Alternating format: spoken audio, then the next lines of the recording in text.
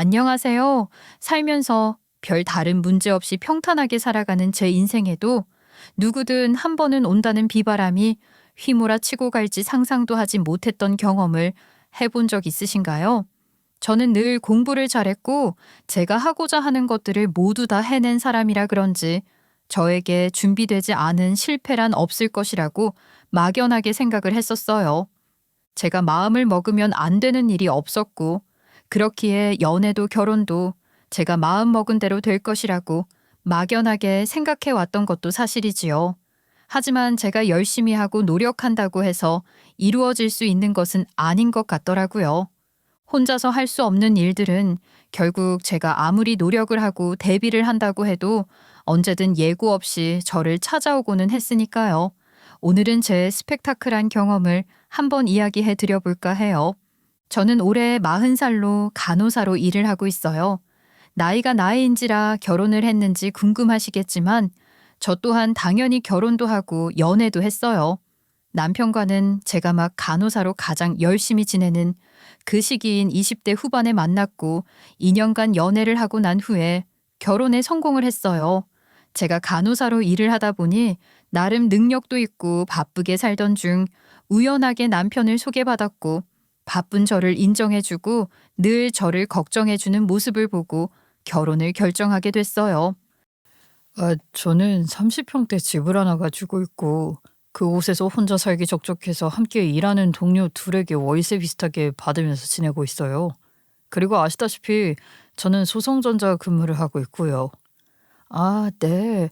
정말 좋은 일 하시네요. 동료들이랑 같이 지내시고. 저는 그런 거 별로 중요하게 생각하지 않지만 동영 씨 별표가 참 멋지다고 생각해요. 남편과 연애를 하기 전 소위 썸을 타던 상황에서 제가 묻지도 않은 이야기를 했고 남편이 이야기를 한 대로 믿으면서 별 다른 신경을 쓰지 않고 지냈어요. 애초에 제가 남자를 볼 때 능력 또는 직업을 주요하게 생각하지 않았기 때문에 이미 갖춰진 남편이라는 이유로 더 많은 호감을 느끼거나 관심이 가지는 않았지만 있는 그대로 존중을 했어요. 평소 많은 사람들을 만나오던 직업을 가졌다 보니 성격 그리고 가치관 등이 닳는 것이 가장 중요하다고 생각했기에 남편의 배경이 저에게 그리 중요하진 않았죠. 본격적으로 연애 후 그런 이야기를 듣게 될 정도로 저는 중요하게 생각하지 않았고 그러던 중 우연한 계기로 남편의 이야기가 모두 진실이 아니라는 사실을 알게 되었어요. 그날은 남편은 출근을 한 상태였고 나이트 근무를 하던 저는 남편을 위한 반찬을 만들어주고 싶어 동료들과 함께 살고 있다는 아파트에 깜짝 방문해 반찬을 넣어주려고 했어요. 아침부터 열심히 만들어서 남편이 알려준 집 번호키를 누르니 비밀번호가 맞지 않는다고 하더라고요. 당황스러운 마음에 몇 차례 시도를 하니 안에서 누군가 나와 이야기를 했어요. 누구세요? 누구신데 자꾸 집 비밀번호를 누르시는 겁니까? 안녕하세요. 저 이 집 주인 동영 씨 여자친구예요. 동영이가 집주인이라고요? 걔가 그렇게 말하던가요? 참나 어이가 없네. 일단 들어오세요. 동료는 집주인이라는 말에 의아하다는 듯 문을 열어줬고 상당히 방해가 되었고 불편하다는 식으로 어색하고 찜찜한 인사를 주고받으면서 일단 안으로 들어갔어요. 오자마자 냉장고로 가서 반찬을 넣고 있는데 그 뒤로 동료가 불편한 듯 이야기를 하더라고요. 저기 동영이 여자친구라고 하셨죠? 남자친구 챙기는 건 이해하는데 동영이 집도 아니고 다 같이 사는 집인데 이렇게 기척도 없이 오시면 좀 불편하네요. 다음부턴 동영이 통해서 전달 부탁드려요. 네. 제가 잘못 생각했네요. 예의가 아닐 수도 있는데 다음부터는 주의할게요. 오늘 죄송했습니다. 남편의 집에 오는 것인데 마치 남편이 얹혀 사는 듯한 말투로 이야기를 하는 동료의 말을 듣고 의아했고 조금 이상하긴 했지만 우연이겠지 싶은 마음에 그냥 넘겼어요. 그런데 이후 정말 우연히 남편이 대기업 근무를 하지 않고 파견직이라는 사실을 알게 되면서 남편에 대한 신뢰는 더 떨어져 갔고 의심이 점점 더 커지더라고요. 남편과 카페에서 일을 하던 중 잠시 화장실을 간 상황에서 메일 알림이 왔고 검색을 하던 중 실수로 메일을 클릭하게 됐어요. 그리고 그 내용에는 회사 이름이 소성전자가 아닌 협력업체로 되어 있더라고요. 사실 남편이 파견직이라고 해도 저에게 큰 문제가 되는 건 아니었기 때문에 그 당시에는 남편에게 이야기하지 않았어요. 제가 다 알고 있다는 것도요. 그런데 이런 일들이 하나 둘씩 늘어나면서 자꾸만 제 마음속에 의심이 생기기 시작하더라고요. 게다가 같이 지내는 동료들의 태도까지 떠오르면서 이 또한 거짓말이 아닐까 싶은 생각이 들어서 마음이 찜찜했어요. 그래서 의심을 떨치고 싶은 마음에 남편이 살고 있는 집 주소, 그리고 동호수를 넣어 등기부 열람을 해봤어요. 그리고 설마 했던 제 믿음은 산산이 조각이 났어요. 그곳 소유자는 남편 이름이 아니었거든요. 결국 남편은 그 집 또한 저에게 거짓말을 했더라고요. 이렇게 한번 믿음이 무너지니 현재 함께 사는 동료들에 대한 비밀도 있는 건 아닐까 싶어졌고, 이제는 남편이 무슨 이야기를 하든 믿음이 생기지 않더라고요. 이에 남편에게 아무것도 모르는 척 저녁을 함께 먹으면서 질문을 했어요. 그럼 당신 집에 함께 사는 동료는 누구누구야? 그건 물어본 적이 없는 것 같아서. 어? 아이, 갑자기 그게 궁금해? 그냥 남자 룸메이트 2명이랑 살고 있지. 그래? 한 분은 그때 봤는데 한 분은 못 봐서 궁금했어. 둘 다 같은 부서야? 그렇지 뭐. 그런 얘기 하지 말고 이거 먹어봐. 맛있다. 우리 밥 먹고 아이스크림 먹으러 갈까? 남편은 조금은 당황한 듯 반찬으로 시선을 돌리며 이야기를 하며 말을 돌렸지만 그런 모습 모두가 다 의심스러운 상황이기도 했어요. 제가 이렇게 남편을 의심하고 확인을 직접 하게 될 것이라고는 생각도 하지 못했는데 어느새 저는 그 의심 또한 해소를 하기 위해서 남편의 집 앞에서 무작정 기다리면서 모두가 다 있어야 할 저녁 불쑥 남편 집 초인종을 눌렀어요. 이 시간에 누구지? 누구세요? 늦게 죄송해요. 저 동영 씨 여자친구인데 동영 씨 보러 왔어요. 동영이 여자친구요? 여자친구가 있었어요? 안녕하세요. 근데 누구세요? 저 동영이랑 같이 사는 친구예요. 근데 그럼 그쪽은 누구시죠? 저는 여자친구인데 같이 산다는 친구분이 여자분인지 전혀 몰랐네요. 여자친구가 있다는 것도 몰랐는데요, 뭐. 제법이네요. 연애도 하고. 잠시만요. 동영이 불러드릴게요. 야, 이동영! 제가 왔을 것이라고 상상도 하지 못한 채 문을 열었고 그렇게 문이 열린 후 저를 반겨준 사람은 남자 동료라고 했던 동료였는데 알고 보니 여자였더라고요. 셋이서 살고 있었다는 사실을 저에게 거짓말할 이유가 없다고 생각을 하는데 이 사실마저 속였다는 것을 알게 되자 온몸에 힘이 풀리면서 어떤 답변도 듣지 않은 채 그대로 돌아서 집으로 향했어요. 남편은 급하게 저를 따라오면서 오해를 풀려고 이야기를 했고 저는 그런 남편의 이야기를 더 들어줄 이유가 없다고 생각해 무시하며 계속 갈 길을 갔죠. 잠깐만. 진짜 오해야. 제발 내 얘기 좀 들어봐. 다 설명할 수 있다니까.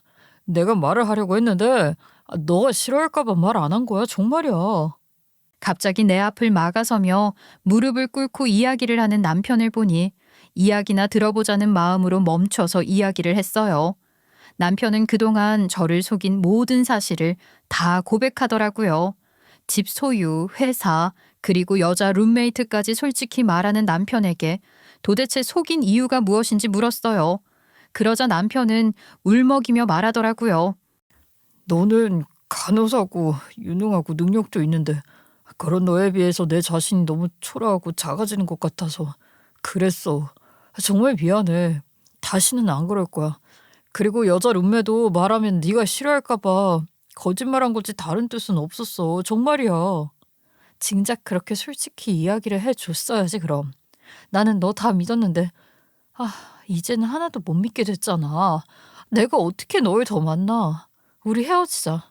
남편은 솔직하게 이야기를 했지만 솔직하게 이야기를 할 시기는 너무 늦었다고 생각했고 이제는 그런 남편을 이해하고 받아줄 수 없다는 판단이 들어 저는 그 자리에서 남편에게 이별 통보를 했어요. 제 이별 통보를 들은 남편은 상당한 충격을 받았는지 계속해서 저를 따라오며 마음을 돌려보려고 했지만 저는 이미 결정을 내렸고 마음이 변할 이유가 없다고 생각을 했기 때문에 어떤 상황에서도 이별이라는 사실이 변할 수는 없다고 생각했어요. 그날 이후 남편은 매일 찾아와 빌기도 하고 마음을 돌리려고 노력을 했어요. 하지만 애초에 안 될 일이라고 생각을 했던 저는 그런 남편을 보더라도 눈길 한 번을 돌리지 않고 받아주지 않았어요. 시간이 흐르면 남편도 변하지 않는 제 모습을 보며 지쳐서 포기할 것이라고 막연하게 생각을 했고요. 정말로 다시 한 번만 기회를 줘. 다 너한테 잘 보이고 싶어서 그랬던 거지. 내가 일부러 그런 건 아니야. 정말이야. 그럼 내가 당신한테 기회를 줄 때 솔직했어야지. 이제는 틀렸어. 난 마음 안 변하니까 이제 시간 낭비하지 말고 돌아가.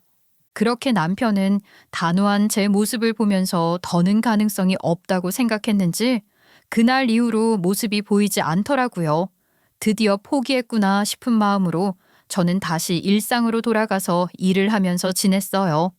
그러던 어느 날 늦은 새벽 근무를 마친 후 집으로 귀가를 하던 중 큰 사고를 당하게 될 뻔했어요. 워낙 늦은 시간에 퇴근을 하는 일이 많아서 차를 타고 다니는 일이 보통인데 그날따라 수리를 맡긴 차를 탈 수 없어 택시를 타고 집 앞까지 내리기 애매해 꽤 떨어진 골목길에 내렸고 혼자 걸어가고 있었어요. 그러던 중 어떤 괴한으로부터 큰 일을 당하게 될 뻔했어요. 살면서 제가 그런 일을 당하게 될 것이라고는 상상도 하지 못했는데 막상 당하게 되니 너무 무섭고 심장이 떨려서 소리도 내지 못하겠더라고요. 그런데 그 순간 누군가 제 앞을 막아서면서 그 괴한과 격투를 하고 있었어요. 자세히 보니 남편이더라고요. 남편은 저를 구하려고 온 몸을 던져서 괴한과 싸웠고 결국 저는 털끝 하나 다치지 않고 안전하게 구할 수 있었어요. 아, 미쳤어? 손에 위험한 거라도 들고 있으면 어쩌려고 그렇게 막 달려들었어. 놀랬잖아. 그래도 너는 안 다쳤잖아. 우연하게 너 늦게 끝날 것 같아서 따라왔는데 와, 정말 와보길 잘했다. 그치? 오빠 아니었으면 정말 큰일 날 뻔했어. 많이 다쳤어? 병원 가봐야 하는 거 아니야? 아이, 난 괜찮아. 너 괜찮으면 난 괜찮아. 정말 사람 마음 돌리는 것도 가지가지야. 이런 식으로. 남편의 도움으로 저는 위험에서 벗어날 수 있었고 오히려 괴한의 습격을 당한 저는 다친 데가 없고 남편만 다치면서 병원 신세까지 하게 됐어요. 그런 사건 이후로 저는 남편이 정말로 진심으로 저에게 사과를 하고 다시 시작하고 싶다는 생각을 하게 되면서 마음을 돌리게 됐어요. 다시 한번 남편을 믿고 이제는 나에게 거짓말을 하지 않고 진실로 나를 대하고 지낼 것이라고 생각해 보기로 했죠. 그렇게 우리는 연애를 이어나가던 중 결혼을 결심하게 되었고 그렇게 우리는 부부가 되었어요. 그렇게 남편과 저는 나름대로 드라마 같다고 해도 될 만큼 스펙타클한 연애를 하고 우여곡절 끝에 결혼을 하게 되었고 결혼 생활은 별 다른 문제 없이 이어지는 듯 했어요.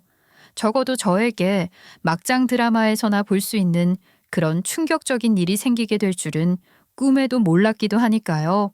결혼 후 남편은 저와의 사이에서 하루빨리 아이를 가지고 싶다고 했지만 저는 직장 생활도 그렇고 현실적인 여건으로 곧바로 아이를 갖고 싶지는 않았어요. 나 이제 막 진급이 코앞인데 갑자기 애 때문에 경력 단절이 되는 건 싫어. 당신이 조금만 양보해 줄 수 있을까? 나는 빨리 우리 닮은 아이 가지고 싶긴 하지만 그렇다고 또 당신 앞길을 막을 수는 없지. 딱 3년. 3년만 기다려주면 아이 가지는 거 협조할게. 에이, 그런데 3년은 너무 길지 않나? 당신이나 나 나이도 있고 부모님은 빨리 애 가졌으면 하시던데. 나도 당신 닮은 아이 너무너무 가지고 싶지. 근데 나 지금 빠지면 진짜 경력 단절로 여기서 근무 못해. 그러니까 조금만 이해해주면 안 될까? 그래, 당신은 꿈이 중요한 사람이니까 내가 이해할게. 남편은 아이의 애착이 컸기 때문에 아쉬워했지만 그래도 현실적인 부분을 무시할 순 없었기에 흔쾌히 동의를 했고 그렇게 우리 출산 계획은 미뤄졌어요. 지금 생각을 해보니 아이가 없는 것이 정말 천운이었다고 생각을 하게 되는 일이 될 줄은 몰랐지만요. 남편과 결혼 생활은 순탄하고 평범하고 안정감이 있었어요. 그렇게 지내던 중 어느 순간부터 남편은 집에도 늦게 들어오고 마치 걱정이 있는 사람처럼 집에 와도 대화도 하지 않은 채 잠을 자버리거나 새벽같이 출근을 하는 등 조금 이상한 모습을 보였어요. 회사 일이 힘든가 싶은 마음에 몇 차례 물었지만 남편은 그때마다 별일 아니니 신경 쓰지 마라라고 말을 할 뿐 속 시원하게 답을 해주지 않았어요. 걱정이 되긴 했지만 이야기를 하고 싶지 않아 하는 눈치를 보이니 갈등이 될 만한 이야기는 하지 않은 채 단순히 시간이 지나면 괜찮아질 것이라고 생각하며 시간을 보냈어요. 그러던 어느 날 남편은 출근을 하는 저에게 이야기를 하더라고요. 당신 오늘 일찍 들어와? 나 할 얘기가 있어. 그래? 그럼 일찍 들어와야지. 저녁에 7시까지 올게. 이야기하자. 근데 무슨 얘기야? 지금 말하기엔 좀 그렇고 당신 마음에 준비하고 와서 들었으면 해. 무슨 말인데 그래. 출근하는 사람 찝찝하게. 일단 이따 오후에 얘기해. 남편이 그동안 말이 없던 이유를 드디어 말을 해주려나 보다 싶은 마음에 반갑게 일찍 들어오겠다고 했지만 남편의 반응은 시큰둥했어요. 찜찜한 마음으로 그날 저녁 일을 마무리하자마자 집으로 왔어요. 그리고 남편의 이야기를 듣고는 어이가 없는 정도를 넘어 하늘이 무너져버리는 기분을 느끼면서 남편을 용서할 수 없게 되었어요. 우리 이혼하자. 뭐라고? 갑자기 이혼? 무슨 소리야 그게? 내가 서운하게 한 게 있어? 그럼 말을 해봐. 이렇게 극단적으로 말하지 말고. 그런 거 아니고 내 잘못이 커서 더는 너랑 살 수가 없어. 이혼해줘. 그니까 무슨 잘못을 했냐고. 내 성격 알지? 솔직하게 이야기해주지 않으면 못 헤어질 줄 알아? 사실 나 혼외자 있어. 그때 아파트에 같이 살던 룸메 여자 동료 기억나? 걔가 내 애를 가졌대. 이게 다 무슨 소리야? 똑바로 말을 해봐. 그 여자가 갑자기 왜 당신 애를 가졌다는 거야? 그냥 동료라고 했잖아. 걔도 우리 결혼하고 혼전 임신으로 다른 남자랑 결혼하고 애 낳았는데 그 남자랑 전혀 안 닮아서 남자가 의심을 계속하다가 애 태어나고 3주 만에 머리카락으로 유전자 검사했는데 불일치로 나왔대. 그래서 지금 그 애가 당신 애라는 거니? 애는 진짜 속였다고 결국 남자한테 이혼당하고 손해배상 청구까지 받으면서 쫓겨났다고 하면서 날 찾아왔어. 아무리 생각해도 그 애가 내 애 같다면서 유전자 검사해달라고 하더라고. 사실 나 너랑 결혼하기 직전에 그 여자랑 사고 쳤었어. 정말 미안해. 뭐라고? 너 그럼 나랑 결혼 앞두고 그런 짓을 했다는 거니? 이걸 무슨 뜻으로 받아들여야 해?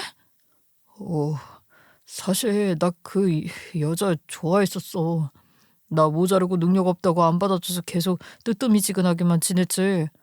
근데 그날 딱 하루 사고를 쳤고 그러니까 나밖에 없잖아 애 아빠가. 그래서 내 애면 책임져 달라고 찾아왔고 유전자 검사해봤는데 친자일치로 나왔어. 그래서 거기서 버려진 여자를 네가 아이랑 같이 거두면서 나하고는 이혼을 하겠다 이거냐? 그럼 나는 당신은 능력도 좋고 앞으로 나보다 더 잘난 사람 만나려면 충분히 만나잖아.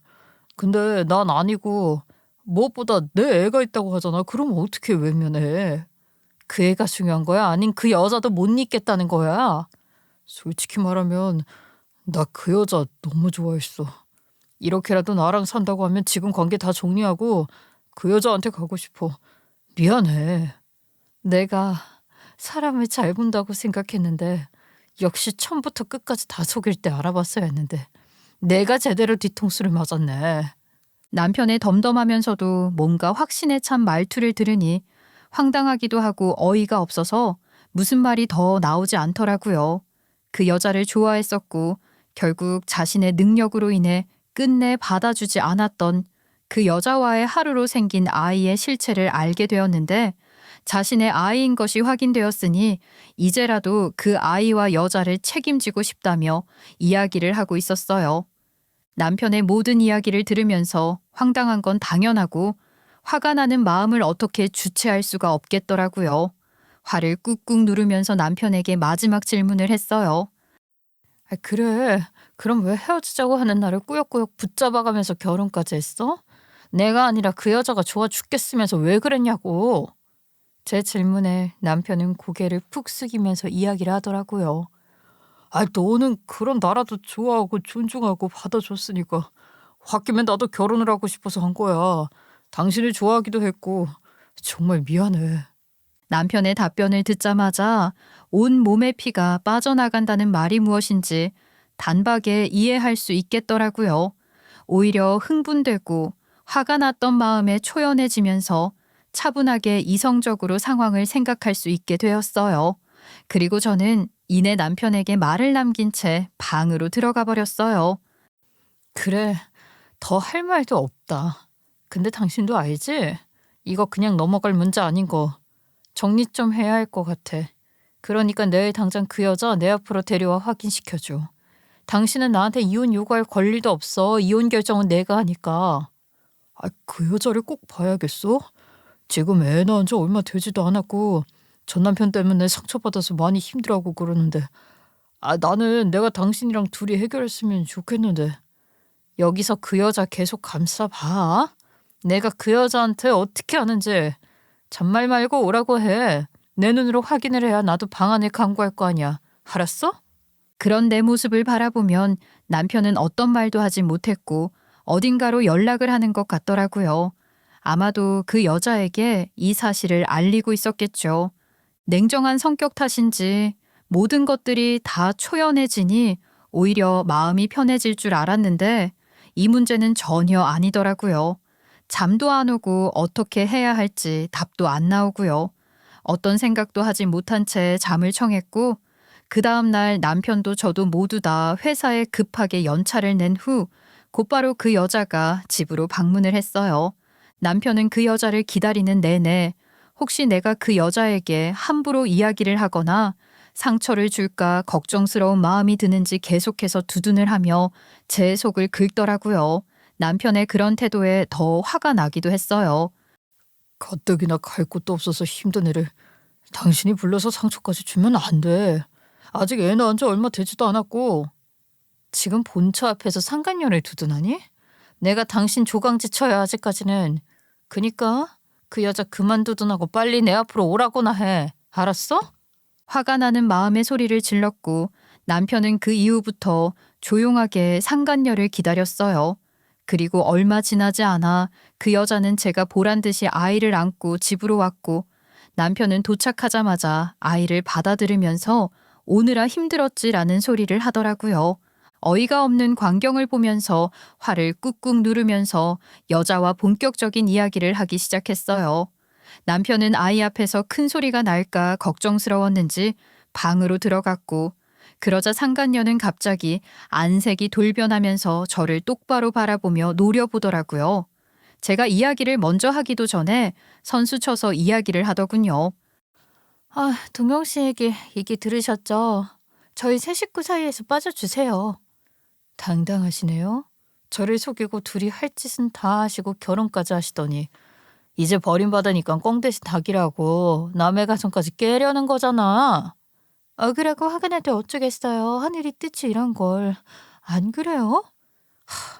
아니 막말로 분류는 둘이 다 해놓고 이런 걸 보통 하늘의 뜻이라고 하나? 아이가 있잖아요. 동영 씨와 저 사이에는 핏줄이고 천년인 아이가 있다고요. 그러면 제 자식을 제가 등은 뻔히 뜨고 있는데 그쪽이 키우게 둬야 해요? 당신이 꼬셨지? 애 들이밀면서 엄마 아빠가 다 있는 집에서 행복하게 키워야 하지 않겠냐고. 그러면서 꼬신 거 맞잖아. 그게 왜 꼬신 거예요? 맞는 말이잖아요. 엄마 아빠가 버젓이 살아있는데 왜 다른 엄마가 아이를 키우고 엄마 혼자서 아이를 돌봐야 하나요? 방해꾼이 빠져주는 게 맞지요. 정말 뻔뻔하고 어이가 없네. 상간녀의 뻔뻔한 태도에 화가 나기도 하고 남편이 이혼을 줄기차게 요구하는 이유가 이 여자구나 싶은 마음에 드라마에서 볼 법한 컵 속 물을 여자 얼굴에 부었어요. 그 여자는 물을 맞고 나서도 표정 하나 변하지 않으면서 얘기를 하더라고요. 괜찮아요. 더 하세요, 더. 이렇게 해서라도 마음이 편하고 포기할 수 있을 것 같으면 그렇게 하세요. 저는 이제 눈에 뵈는 것도 없는 사람이니까 마음대로 해보세요. 당당하게 이야기하는 그 모습이 어이가 없어 무슨 이야기를 해야 할지 기가 차서 바라보는 중에 상간녀는 말을 이어나갔어요. 저도 애만 아니면 당신 같은 남편 한 트럭 준대도 안 받아줘요. 그 당시에도 제가 당신 남편 안 받아줘서 당신이 결혼할 수 있었던 것도 모르셔? 바보 같기는. 못 믿겠으니 절 불렀겠죠. 여기 유전자 검사 기록지랑 우리의 머리카락이에요. 직접 확인해 보시고 얼른 남편이랑 정리해줘요. 제 앞에서도 뻔뻔하게 이야기를 하는 상간녀의 태도를 보니 화를 주체할 수 없었고 순간적으로 손을 들었는데 밖으로 나오던 남편은 그 모습을 보며 저를 잡아채더라고요. 당신 깡패야? 왜 무식하게 사람에게 손을 올려? 교양 없게. 뭐? 교양? 지금 당신 이런 모습 나중에 얼마나 후회하려고 이래. 동영아, 그러지 마. 화가 나시니까 그럴 수도 있지. 내가 맞을 짓을 한 건 맞잖아. 우리가 사과하고 빌자. 그러자. 상간녀는 언제 그랬냐는 듯 남편이 오니 탓에 전환을 하며 다시 가녀린 척 연기를 하더라고요. 그런 상간녀를 보면서 남편은 저에게 화를 내고요. 그 모습을 바라보고 있자니 온 몸에 힘이 풀리면서 이렇게 더러운 관계에 얽혀 싸우는 것조차 의미가 없고 시간이 상당히 아깝다는 생각이 들었어요. 이렇게 절절한 사랑이라면 제가 하루 빨리 빠져주는 게 맞다는 생각이 들면서 사실 관계 확인을 하는 것도 소용없다는 생각이 들더라고요. 이제야 정말 모든 것들이 다 포기되더라고요. 진짜 웃기지도 않는다. 너네 아주 찐사랑이구나. 둘이 잘 만났네. 그동안 내가 왜 몰랐나 몰라. 이렇게 사랑하는데 그동안 어떻게 참았어? 그렇게 가지고 싶으면 가져. 능력도 생각도 그리고 수준도 딱 너랑 맞는데 잘 만났네. 욕이라도 실컷 해주고 싶은 마음이 나라고 왜 없었겠냐마는 똑같이 욕을 한다면 상간녀랑 똑같은 수준의 사람이 될 것만 같다는 생각이 들었기도 하고 욕조차 아깝다는 생각이 들어서 말을 아끼게 되더라고요. 무엇보다 저는 그들과는 다른 지성인이니 합법적인 방법으로 제대로 복수를 하고 헤어져 주면 된다고 생각을 했고요. 집을 잠시 나가면서 그 여자랑 애까지 싹 다 치워서 나가. 이 집 내 집이잖아. 라고 통보를 했고 잠시 감정을 가라앉히기 위해서 밖으로 나갔다 들어오니 아주 단란한 새 가족은 언제 이곳에 있었냐는 듯 사라졌더라고요. 그 이후 저는 곧바로 변호사 상담을 받았고 남편과 이혼을 위해 이혼 소송을 제기했고 상간녀를 상대로는 상간 소송을 제기했어요. 소장을 받은 남편은 제가 소장을 보낼 것이라는 것 정도는 예상을 했기 때문에 무덤덤하게 소송에 응했고 서로 원하는 결과를 얻기 위해서 법적 분쟁을 진행했어요. 하지만 이와 달리 상간녀는 자신이 받은 소장이 하나 더 늘게 되자 스트레스를 받았는지 받자마자 저에게 전화를 걸어 노발대발 화를 내더라고요. 아니, 제가 당신 남편이랑 바람을 피웠어요? 뭘 했어요? 그냥 결혼 전일로 아이를 가져서 헤어져 달라는 건데 왜 나를 상간녀 취급하고 난리야? 소송 취소해. 취소하라고요. 이봐요. 그런 것들을 보통 우리 사회의 일반인들은 바람이라고 해요. 그래서 소장 받으신 거고요. 분명 조용히 물러나 달라고 했는데 끝까지 이런 식으로 나온다 이거죠? 어떤 식인지 모르겠지만 더는 연락 안 하셨으면 해요. 소송에 불리하게 작용하실 수도 있는데 감당할 수 있겠어요? 역시 예상했던 것처럼 상식과 예의라고는 찾아볼 수 없는 상간녀의 태도에 나 또한 대응을 하고 싶었지만 이미 소송은 시작됐고 제가 하는 어떤 발언이라도 분명하게 영향력을 미칠 수 있다는 생각을 하면서 꾹 참고 정중하게 전화를 끊었어요. 그 후로는 상간녀 연락을 받고 싶지 않아서 차단을 해버렸고요. 결국 저는 동시에 이혼 소송과 상간 소송 진행을 했고 상간 소송은 비교적 빠르게 정리가 되었지만 이혼으로 인해서 2년 정도의 소송을 통해 마무리가 되었어요. 이제는 정말 그 더러운 사람들과의 관계가 정리가 된 것이지요. 물론 완전히 그 일에 대한 상처가 아문 건 아니지만 그날 이후로 저는 이직도 하고 이사도 하면서 새롭게 다시 삶을 살아나가기 시작했어요. 평소처럼 일을 하면서 지냈고 꽤 큰 병원에서 근무를 하다가 마음의 안정을 찾고 싶은 마음에 조금은 규모가 작은 산부인과로 이직을 해 근무를 하고 있었어요. 그날 역시 평소와 다름이 없이 진료실 앞에서 환자 접수를 돕고 있었는데 낯익은 얼굴이 하나 보이더라고요. 평소 정말 많은 사람들을 만나고 있다 보니 사람 얼굴을 유심히 보는 편도 아니고 또 기억을 잘하는 편도 아니긴 했는데 유독 눈에 익은 얼굴이지만 그렇다고 좋은 느낌이 나지 않는 임산부가 있었고 그래서인지 자꾸만 시선이 가더라고요. 계속해 누구지? 어디서 봤지? 라고 생각을 하면서 접수를 받으면서도 계속 생각을 했던 것 같아요. 접수를 한 후 어떤 남자와 함께 돌아서 대기를 하면서 활짝 웃는데 그 순간 갑자기 어떤 얼굴 하나가 불현듯이 떠오르면서 누군지 기억이 나더라고요. 바로 전 남편과 이혼을 하게 만든 전 남편의 아이를 가진 그 상간녀였어요. 그새 얼굴을 조금 손봤는지 제가 알던 그 얼굴이 아닌 탓에 긴가민가 했던 것 같더라고요. 상간녀 얼굴이 명확하게 기억이 나자마자 곧바로 옆에서 함께 웃고 있는 남자가 눈에 들어오더라고요. 그 옆에 있어야 할 제 전 남편이 아닌 새 남자와 함께 진료를 받으러 온 모습이 매우 흥미롭더라고요. 그 모습을 직접 보니 어이가 없으면서도 또 내심 아이고 결국엔 또 다른 남자로 갈아탄 후에 임신까지 해서 인생 새롭게 살아보려고 하는구나 싶은 생각이 들면서도 한심하더라고요. 그렇다고 해도 원수는 외나무 다리에서 만난다는 말처럼 수많은 산부인과를 놔두고 이곳에 와서 나를 만나게 될 것이라고는 상상도 하지 못했겠죠. 상간녀는 제가 누구인지 쉽게 알아보지 못하더라고요. 아무래도 병원이기 때문에 마스크를 쓴 채 근무를 하다 보니 쉽게 알아보지 못하더라고요. 그래서인지 제가 앞에 떡하니 있는 줄도 모르고 새 남자와 해맑게 웃는 상간녀 모습을 보며 어이가 없었어요. 태연하게 진료 접수를 하는 모습을 보니 기가 막혔지만 저는 일부러 아무것도 모르는 척 세상 친절하게 상간녀 진료 기록을 보며 마스크를 살짝 내린 후 한마디 던졌어요. 어머, 미라님, 이번엔 따님이시려나? 저번에는 아들 낳으셨잖아요, 아들.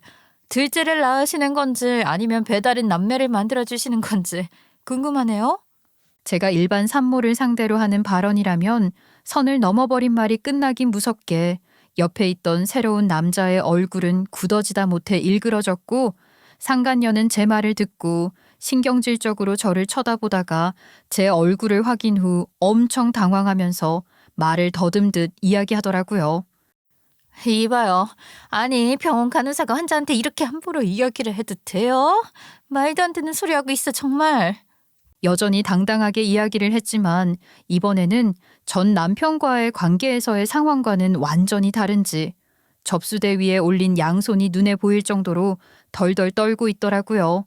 그리고 바로 그 상간녀는 저로 인해서 상간녀의 인생 계획 전체가 완전히 망하기 시작했지요. 저에게 강단 있게 이야기를 했지만 손을 덜덜 떠는 모습을 보니 저는 더더욱 상황이 재밌더라고요. 제 결혼 생활을 처참히 망가뜨리더니 이제야 전세가 역전된 것 같은 기분도 들고요. 저에게 화를 내더니 이내 남편에게 애교 가득한 목소리로 이야기를 하더라고요. 진짜 이상한 사람이다. 환자한테 말도 안 되는 소리나 하고.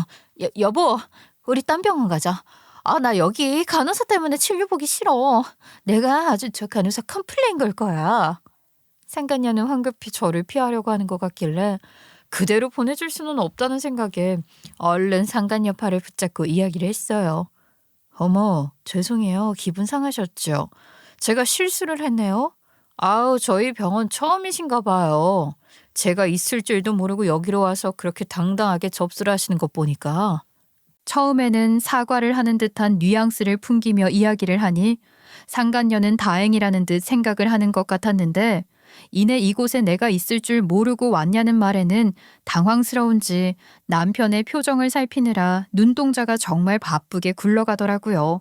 제가 하는 이야기에 불쾌해하거나 받아칠 여력도 없이 자신의 남편이 눈치를 채는 건 아닐까 싶은 걱정이 들었는지 저를 쳐다보지도 않고 남편에게 급하게 이야기를 하면서 자꾸만 자리를 피하려고 하더라고요. 어머, 진짜 저를 아세요? 정말로 이상한 사람이야. 어떻게 그런 말을 환자한테 함부로 하는 거예요? 그치, 여보. 우리 딴 데 가자. 우리 딸랑이가 불편하대. 어? 저와 상간녀가 번갈아 가면서 이야기를 하며 알 수 없지만 누가 봐도 서로 뭔가를 아는 듯한 대화를 자꾸 하고 있으니 상간녀의 남편이라는 사람 또한 무언가가 찜찜한지 온 힘을 다해 끌고 가려고 하는 상간녀의 힘에도 움직이지 않고 버티면서 계속해서 이 상황에 대해 이해를 하려고 노력을 하는 것 같더라고요. 그 모습을 보니 어쩌면 이 남자 역시 그동안 무언가 깨름칙한 부분이 있었고 그로 인해서 제 말 한마디 한마디도 그냥 넘어가지 못하는 건 아닌가 싶은 생각이 들더라고요. 평생 볼 일이 없다고 생각하면서 살았는데 역시 죄 짓고는 살 수가 없는 게 맞는 건지 제가 당한 고통을 그대로 당하게 할 수 있는 기회가 이렇게 굴러 들어올 것이라고는 상상도 하지 못했어요.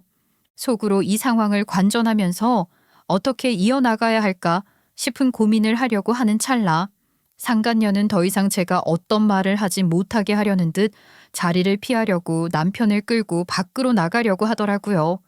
이렇게 상간녀와 저 남자가 나가버리면 정작 나를 만난 후 10년 감수를 했다고 생각하면서 상황을 모면할 것을 생각하니 그대로 보내줄 수는 없겠더라고요. 그래서 출입문으로 향하면서 나가려고 하는 상간녀를 다시 한번 붙잡았어요. 그리고 저에게 잡힌 상간녀는 정말 그동안 한 번도 볼 수 없었던 표정으로 저를 바라보더라고요. 그러더니 일단 상황을 모면해야겠다고 생각을 했는지 벌컥 화를 내면서 저에게 소리쳤어요. 이봐요. 누구신데 이렇게 무례하게 구시는 거예요? 환자한테 함부로 얘기하는 것도 모자라서 이제 나가려는데 잡는다고요? 여기 뭐 이래? 원장님 어디 계세요? 저 가만히 안 있을 거예요. 상간녀의 난데없는 행동과 평소답지 않은 제 행동을 바라보던 간호사 동료들도 전후 사정을 전혀 알지 못하니 되려 제가 이상하다고 느끼고 급하게 뛰어와선 저를 말리면서 상황을 정리하려고 하더라고요. 죄송합니다. 닮은 사람이랑 혼동을 한 것 같아요. 접수 취소해드릴 테니까 얼른 가세요. 간호사 동료가 사과를 하며 숙이고 제가 그런 모습을 바라보면서 어떤 말도 하지 않고 가만히 있으니 뭔가 자신감이 붙었는지 상간녀는 더 기세 등등해 하면서 화를 내더라고요. 예전부터 똥인지 된장인지를 잘 구분 못하면서 날뛰는 꼴이 언젠간 큰일이 생길 수 있겠다 싶었는데 그게 바로 오늘이 될지도 모르겠다는 생각을 하기도 했고요. 간호사 갈 일을 어떻게 하면 부부가 왔는데 무례한 얘기를 하고 있어. 거기다 접수 취소하고 가겠다는데 자꾸 잡아드는 거예요? 제가 임산부인데 이렇게 함부로 신체 접촉해도 괜찮은 거냐고요? 상간녀가 신나게 이야기를 하며 화를 내니 다른 동료 간호사들은 상황을 해결하고 싶은 마음에 연신 사과를 하며 어떻게 해서든 저를 진정시키고 상황을 해결하려고 하더라고요. 그리고 저는 그런 모습을 보면서 기가 차면서 여전히 정신을 못 차리고 살고 있구나 싶은 생각이 들면서 본때를 보여줘야겠다고 생각을 했어요. 이런 생각들을 하는 찰나 상간녀는 남편의 팔을 잡고 상황을 적당히 무마한 후 자신이 억울한 포지션을 만든 후 나가려고 하더라고요. 그 남편이라는 새로운 남자 역시 처음에는 의심 어린 눈길로 제가 무슨 이야기라도 해주길 바라면서 저를 바라봤지만 이내 상황을 정리하면서 자신의 아내인 상간녀에게 좀 더 너그러운 태도로 길을 나서려고 하는 눈치였어요. 이쯤 되면 더는 참고 넘겨줄 수 없다는 생각이 들었고 이제부터는 조용히 방관만 하며 바라보던 저 역시 어떤 식으로든 액션을 취해야 한다고 생각이 들었어요. 절대로 그냥 보내줄 생각이 없었고 상간녀 또한 오늘 한번 제대로 당하는 날이라고 이미 마음을 먹은 채 이 사달까지 오게 한 것이기도 했으니까요. 이에 태연하게 상간녀를 잡고 간호사들에 의해 놓았던 상간녀 팔을 다시 한번 꽉 잡으면서 이야기를 시작했어요. 제가 다시 한번 상간녀 팔을 잡으니 그곳에 있던 모든 사람들이 적잖이 당황을 하면서 저를 바라보더라고요. 눈빛 속에서 당황하며 흔들리는 상간녀의 눈동자 또한 저는 똑똑히 봤어요. 그제서야 저는 마스크를 살짝 내렸던 것을 완벽하게 벗었고 그러면서 상간녀에게 하려던 이야기를 계속해서 이어나갔어요. 아니 환자분 접수를 하셨는데 진료를 보고 가셔야지 왜 그냥 가? 왜? 나 보니까 겁나? 내가 네 본색 다 불어버릴까 봐 무섭니? 제가 환자에게 반말을 하면서 정색을 하며 이야기를 하니 다들 당황스러운 눈빛으로 바라봤고 상간녀는 제 완전한 얼굴을 확인 후 당황스러움을 감추지 못하고 그대로 굳어버렸더라고요. 그런 상간녀 모습에 아랑곳하지 않고 저는 계속해서 할 이야기를 이어나갔어요. 또 임신했니? 근데 이 남자는 또 누구야? 그새 남자가 바뀌었니? 너 내가 제주 좋은 거 애저녁에 알고 있었는데 그래도 새삼 놀랍다 야. 뭐야 당신? 이 간호사랑 잘 아는 사이야? 아, 다 무슨 소린데? 누구세요? 아니 무슨 소리야. 내가 이 사람을 어떻게 알아. 우리 오늘 이 병원도 처음 왔는데 정말 이상한 경험을 다 하고 사네. 여보, 다 스트레스 받아. 얼른 나가자, 응?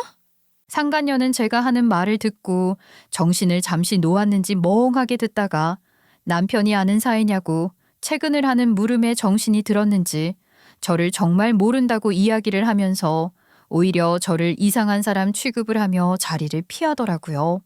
제가 근무를 하고 있고 다른 산모들이나 환자분들 또한 계시는 공간이기에 이곳에서 큰 소리를 내거나 문제를 생기게 하면 안 될 것 같다는 판단이 들었고 저는 그 둘이 나갈 수 있도록 순순히 비켜줬어요. 그리고는 다른 동료 간호사들에게 양해를 구한 후에 그 둘이 나가는 곳을 그대로 따라 나갔어요. 제가 그 둘을 따라 나섰고 엘리베이터 뒤에서 기다리면서 함께하니 인기척을 느낀 상간녀는 연신 불안한지 저를 바라보면서 서 있더라고요. 왜 여기까지 쫓아오냐고 말을 할 수도 없는 상황이니 답답하기도 하고 미칠 노릇이었겠죠. 드디어 꽤 긴 시간이 흐른 후 엘리베이터가 도착을 했고 상간녀와 새로운 남자가 탄 엘리베이터에 함께 타면서 짧게 그년의 진실에 대해 이야기를 시작했어요. 저기 남편분, 아내분을 어디까지 아시나 모르겠는데 이 여자 전에는 아들 낳았어요.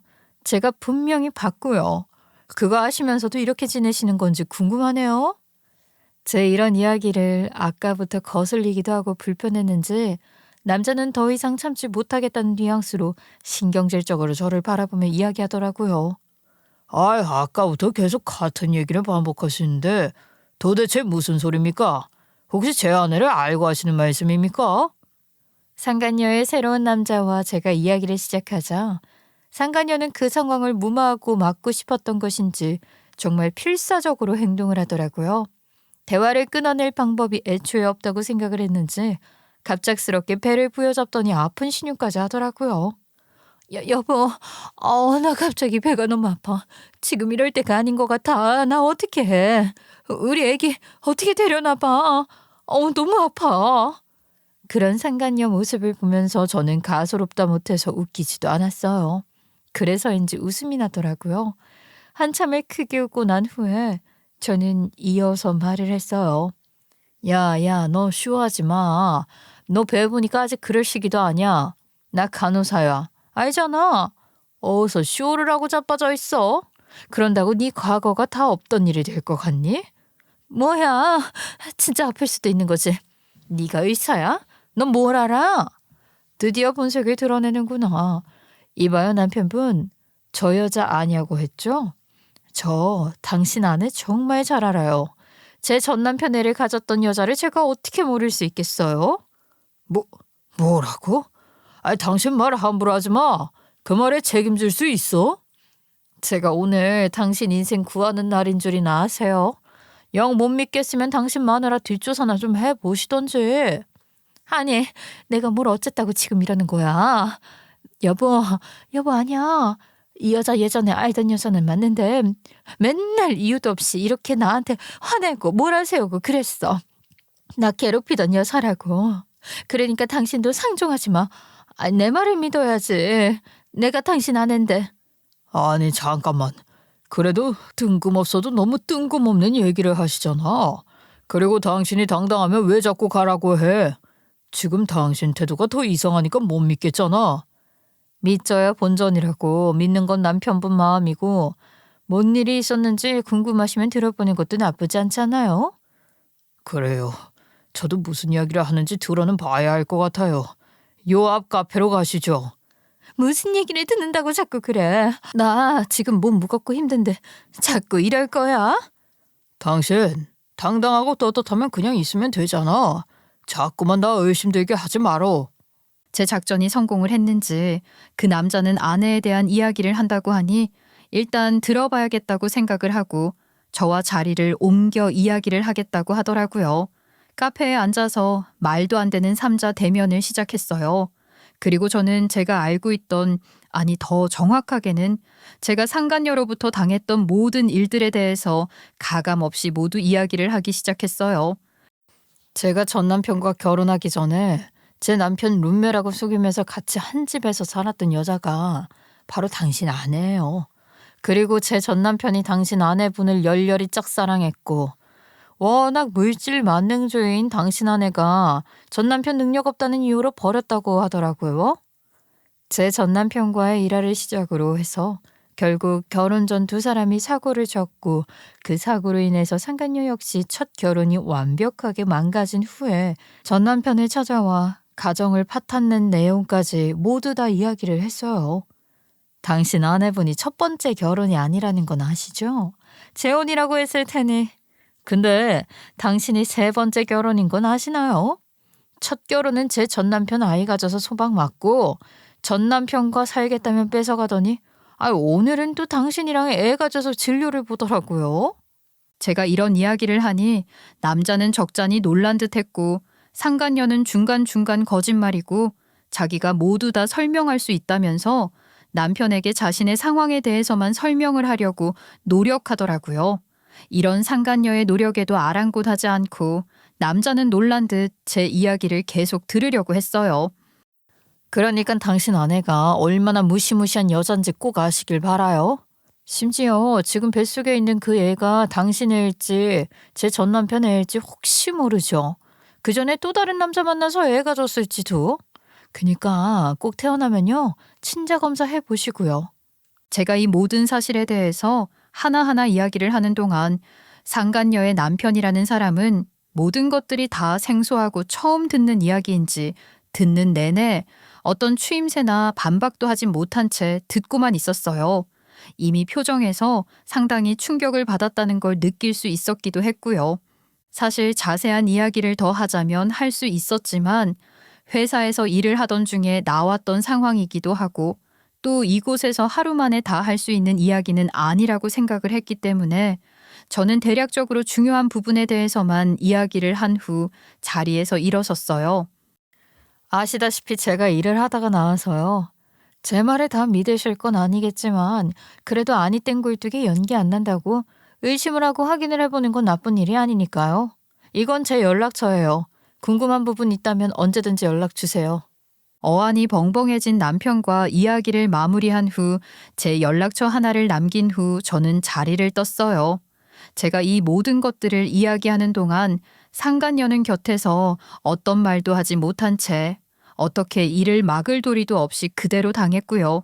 그 모습을 보니 왜 이렇게 속이 시원한지 모르겠더라고요.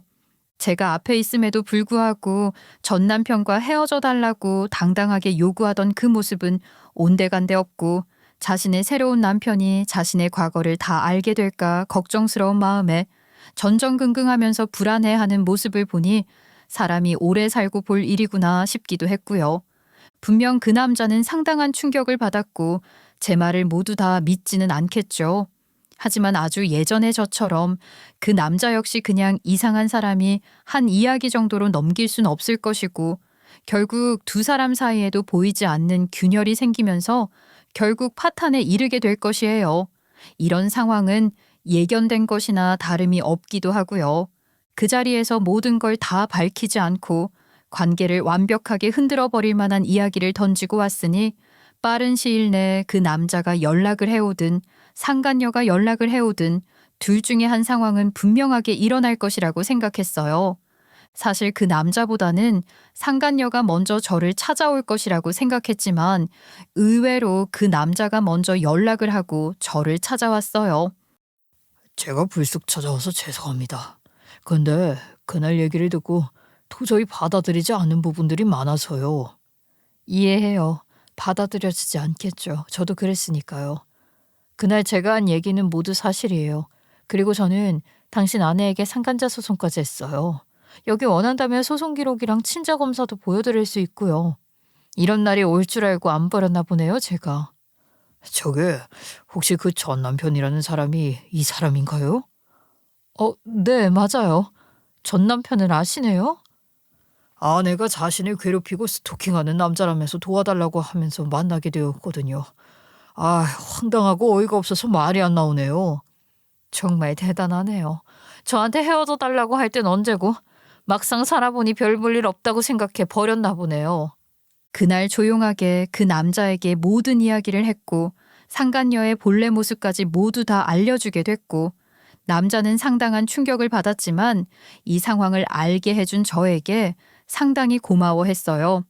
나머지 일에 대해서는 직접 해결을 하겠다고 하면서요. 그리고 일주일 후 상간녀는 만삭에 몸을 하고 씩씩거리며 제가 일하는 병원으로 다시 찾아와 떠나가라 소리를 지르며 깽판을 쳤어요. 자신의 인생에 마음대로 끼어들어 망쳤다면서 네가 뭔데 내 인생을 망가뜨리냐며 화를 내고 욕을 하더라고요. 저는 그런 상간녀에게 웃으면서 한마디를 했죠. 그럼 네가 상처 주고 아프게 한 사람들이 눈을 시퍼렇게 뜨고 살고 있는데 너는 무조건 행복할 줄 알았니? 어디 한번 또 수 써봐. 내가 너 하는 것마다 따라다니면서 네 과거 대잡으로 만들어 까발려 줄 테니까. 제 말에 요즘 말로 긁혔는지 상간녀는 임신을 한 몸에도 화를 이기지 못한 채 육두문자를 뱉으면서 화를 냈고 이 상황은 결국 회사 경비에게 상간녀가 끌려나가면서 마무리됐어요. 나가면서도 저를 향해 너 가만히 안 두겠다고 협박 아닌 협박을 하면서 끌려나가더라고요. 그날 이후 말로는 저를 가만히 두지 않겠다고 협박을 해대던 상간녀는 다시 한번 제가 근무를 하는 병원을 찾아오는 일은 없었어요. 아마도 새롭게 만난 남편과의 관계에서 문제가 생겼으니 그 일을 해결하는데 급급해서 저에 대한 복수는 생각도 못하고 있을 가능성이 크죠. 전 남편도 그리고 상간녀도 제 인생에서 이제는 완벽하게 빠졌으면 싶은 사람들이고 앞으로 어떻게 사는지 궁금한 사람들은 아니에요. 하지만 제 인생에 고통을 준 사람들이고 엄연히 상처까지 줬던 사람들이었기 때문에 이번 기회에 제대로 된 복수를 한 것 같아서 속은 시원하더라고요. 전 남편에 대한 분노와 미움이 있기는 하지만 솔직히 이제 와서 그 사람을 증오하거나 미워하는 것도 에너지라는 생각이 들면서 이제는 그 어떤 감정도 느껴지지 않거든요. 그런데 사람이 이상한 것이 가정을 모두 다 망쳐놓고 뻔뻔하게 잘 살아가는 상간녀에 대해서는 아직도 믿고 잘 못 살았으면 하는 마음이 드는 건 사실이에요. 그 이후의 일에 대해서 이야기를 해보자면 상간녀의 남편이라는 사람이 저를 한 번 더 찾아왔었어요. 그날 들은 얘기와 친자 검사 기록지 그리고 상간소송 소송 기록을 들고 가서 아내에게 따져 물으니까 궁지에 물렸는지 모두 다 솔직히 말하더라고요. 정말 감사합니다. 저보다는 빨리 알게 되셔서 다행이네요. 똑같이 피해를 보는 일은 없어야 하니까요. 물론 저는 그 여자가 벌 받기를 바라서 한 행동이지만요. 그리고 최근에 애가 태어났는데 간호사님 말씀대로 제 애가 아닐 것 같아요. 아직 친자 검사를 해보진 않았지만 곧 확인을 해볼 생각입니다. 남자는 제가 한 말을 토대로 의구심을 품었던 것들을 하나하나 해결을 해 나갔고 그 결과 자신이 알던 상간녀는 모두 다 거짓이라는 사실을 알게 되면서 이별 통보를 한 상태라고 했어요. 이러한 남자의 이별 통보를 했고 상간녀는 당연히 지금 뱃속에 있는 아이를 이유로 헤어질 수 없다면서 남자를 계속해 협박하고 있다고 하더라고요. 이에 보통이 아닌 남자는 아이가 태어난 이후에 유전자 검사를 하고 정말로 자신의 아이가 맞다면 아이에 대한 부분만 책임을 진다고 했고 만약 그게 아니라면 또 한 번 법적 분쟁을 불사하겠다고 경고를 해두었다고 하더라고요. 남자의 이런 강경한 태도에 그 상간녀는 여전히 자신의 남편이 제 말만 믿고 자신을 버리면서 후회할 짓을 한다고 호소하고 있다고 하지만 이 모든 사실을 알게 된 이상 더는 그 여자의 뱀 같은 이야기에 속지 않을 것이라고 이야기를 하더라고요. 그리고 자이든 타이든 이런 상황을 해결할 수 있게 해줘서 고맙다고 이야기를 하기도 했고요. 그 후 전 남편은 도대체 어떻게 지내는지, 왜 버림을 받고 지내는지 궁금하기도 했는데 그 소식에 대해서도 상간녀의 현재 남편인 그 남자로부터 어렴풋이 들을 수 있었어요.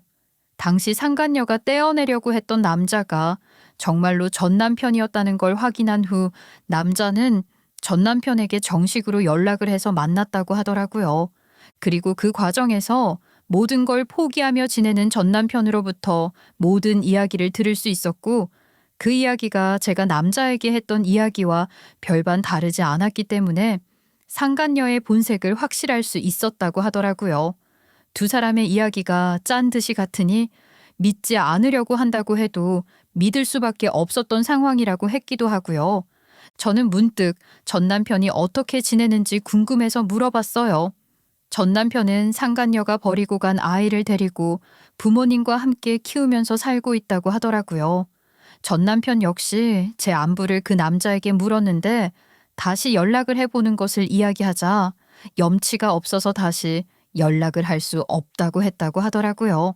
저를 버리고 그 상간녀를 데리고 떠나갈 때 염치도 양심도 없는 그런 사람인 줄 알았더니 2번 이혼을 당한 후에 철이 들었는지 그런 생각도 하는구나 싶은 생각이 들기도 하면서 새삼스럽더라고요. 그 남자가 저를 찾아온 이후 상간녀는 당연히 저 때문에 자신의 인생이 망가졌다면서 수시로 저를 찾아와 깽판 아닌 깽판을 쳤어요. 에이씨, 이혼하고 헤어졌으면 남이지. 왜 남의 인생까지 껴들어서 망가뜨려. 네가 뭘 알아. 그리고 지금 이 아이, 지금 남편 아이가 분명해. 너 내가 가만 안 둬? 그래? 그렇게 당당하면 꼭 애 낳고 친자검사해서 나도 알려줘. 정말 친자가 맞으면 내가 너한테 사과할게. 알았니? 상간녀의 막무가내 행동에 같이 화를 내며 이야기를 하기도 했지만 더는 상대하고 싶지 않았고 이후에도 더는 저를 찾아오는 일은 없었으면 했어요. 그런데 다행히도 그날 이후로 상간녀는 연락도 오지 않고 저를 찾아오지도 않더라고요. 상간녀가 잠잠한 건 아마도 정말 그 아이가 태어났고 친자 검사를 했지만 그 남자의 아이가 아니었을 가능성이 크겠죠. 아무래도 자신의 상황이 좋지 않으니 저에게 화풀이를 할 겨를도 없는 것이 분명하니까요. 확실하지 않았던 제 추측은 사실이더라고요. 그 남자가 궁금해하는 저를 위해 연락을 줬고 메시지를 통해 역시 상간녀의 아이는 자신의 아이가 아니었다고 이야기를 해주었거든요. 그렇게 관계 정리와 동시에 또 다시 상간녀를 상대로 사기 결혼에 따른 혼인 취소 소송과 동시에 손해배상을 청구했다고 하더라고요. 남들 이야기를 들으면 사주에 관제수를 달고 사는 사람이 있다고 하던데 지금 보니 상간녀가 딱 그런 팔자가 아닌가 싶은 생각이 들기도 해요. 평범하게 연애를 하고 평범하게 사랑하는 사람을 만나서 살았다면 별 다른 문제가 없었을 수도 있는데 결국 자신이 자신의 삶을 이렇게 꼬아놓은 건 아닐까 싶기도 하고요. 개버릇은 남을 주지 못한다는 말처럼 결국 상간녀는 계속해서 자신이 살아온 방식으로 살다가 결국에는 꼬리가 잡혀서 망하게 된다는 것을 아주 정확하고 확실하게 보여주는 일례가 아닐까 싶기도 해요. 나름대로 성공적인 삶을 살았다고 하는 제 인생에서 가장 최악의 순간을 경험했지만 결국 진실은 이긴다는 말이 맞다는 걸 정확하게 체감할 수 있었던 사건이기도 해요. 그리고 오히려 이런 사건을 겪고 나니 한층 더 성숙해지고 삶을 대하는 자세가 깊어졌다고 해도 과언이 아니기도 하고요. 남의 가슴에 눈물을 나게 하면 결국 본인의 가슴에는 피눈물이 난다는 말도 제 경우와 딱 들어맞는 이야기가 아닐까 싶어요. 다들 제 이야기를 들으면서 아직까지 잘못한 사람은 벌을 받고 착한 사람은 결국 마지막에 웃게 된다는 것을 믿게 되는 계기가 되었으면 좋겠어요. 저는 앞으로도 착한 사람으로 좋은 일만 하면서 행복하게 살아가 보려고 하고 있어요. 그런 저를 응원해 주시고 여러분들도 행복하게 지내셨으면 좋겠어요. 감사합니다.